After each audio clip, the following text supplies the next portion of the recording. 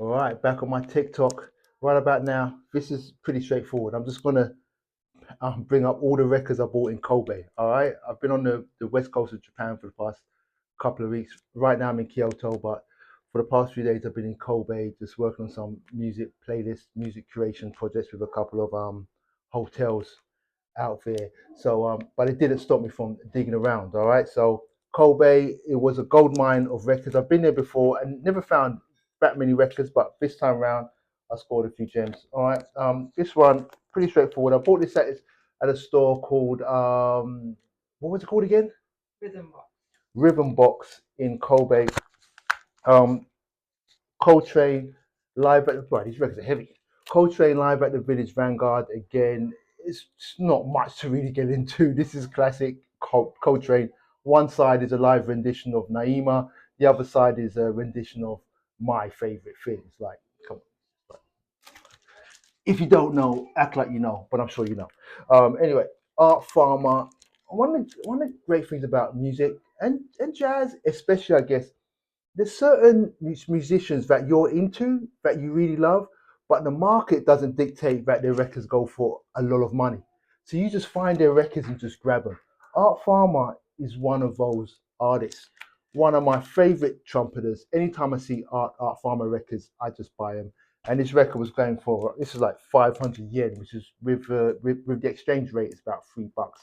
It's a no brainer, and it's a great record. It's like jazz funk fusion, later Farmer, but I never heard of it, but it's a great record. I bought this at Rhythm Box too.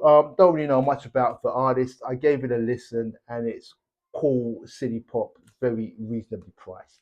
Because city pop can get pretty expensive, so you have to scour for a lot of records to get ones that are deals. Because the heavy hitters go for a lot of money. But that was a record that I loved. Kimiko is the name of the artist. Um, Marlene, I bought this at a store called Banana Records. This has a couple bangers on there. Marlene is pretty famous. Is very famous in that city pop realm. Her albums tend to be hit or miss, and this is kind of mid, but it's got some real bangers on here, some funky bangers. That was at Banana Records.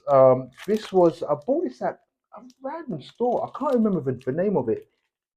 This is a jazz record that I see about in New York City. I was always intrigued by the cover, but it always cost a little bit more than what I wanted to buy. Masabumi, Kikuchi, East Wind.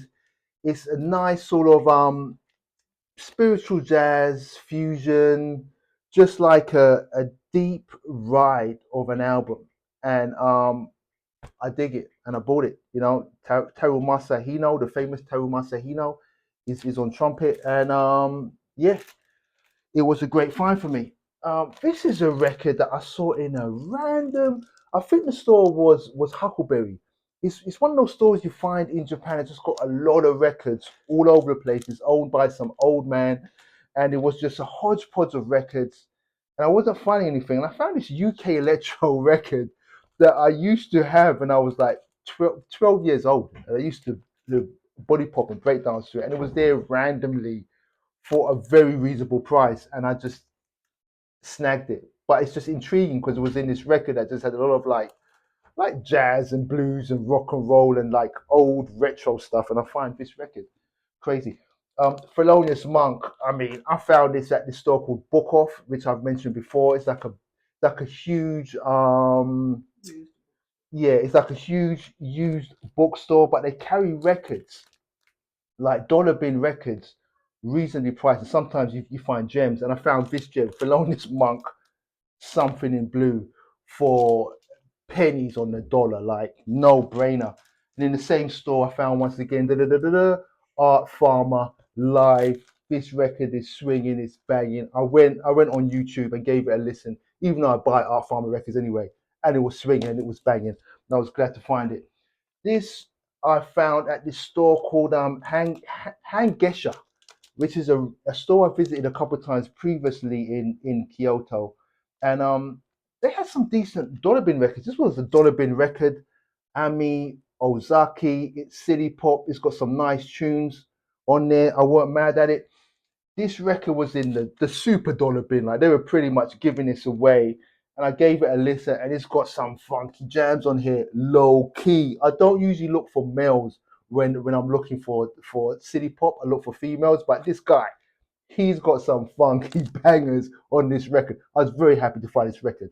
To Nicole, and it should have been called To Hi-Fi Recluse because I got it. This is a random new wave record that I bought at the same store. It's a German new wave. I was trying to figure this out. I just gave it a listen because of the cover and it's new wave. And I was trying to figure out who is this band. I realized that they're German and I don't know much about them. You might know them, Townsend Bars, but this record is absolutely slamming new wave vibes in Kobe. And finally in Kobe, I went to this store. I came across this store called the Wild Honey Pie. Walking down the street on a random, it's one of those stores like I mentioned, it's just cluttered with records, and it was hard to figure out. But anyway, there was a lot of records there. I feel like I could have found more. But anyway, I picked up this Charles Lloyd Quartet Dreamweaver record for a couple of bucks. I'm a big Charles Lloyd fan, one of my favorite saxophonists, and I grabbed that too. So Kobe came through, right? Hi-Fi Recluse is the group. Good Fine Records is the label. We're in Japan and we're getting it done. Act like you know. All right, peace. Big up.